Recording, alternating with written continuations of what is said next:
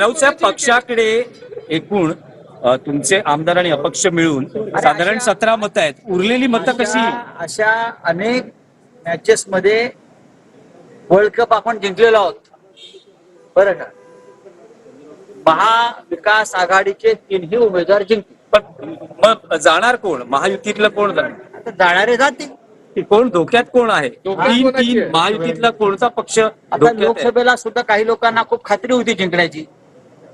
लोकसभेला मोठे मोठे दावे केले होते, पण महायुती जिंकली. राऊतसाहेब, आपण नेमकं राऊतसाहेब, आणखी एक विषय आहे की अरविंद केजरीवाल यांना अंतरिम जामीन न्यायालयानं मंजूर केलेला आहे. तर काय तुम्ही काय न्यायालयाच्या या निर्णयाचं स्वागत करतो. अरविंद केजरीवाल यांना खालच्या कोर्टानं जामीन दिला होता. त्याला स्थगिती देण्याचं काहीही कारण नव्हतं, पण मोदी शहांचा राजकीय दबाव ईडीवर आणि न्यायालयावर असल्यामुळे त्यांना तो स्थगिती मिळाली. सुप्रीम कोर्टानं चूक दुरुस्त केलेली.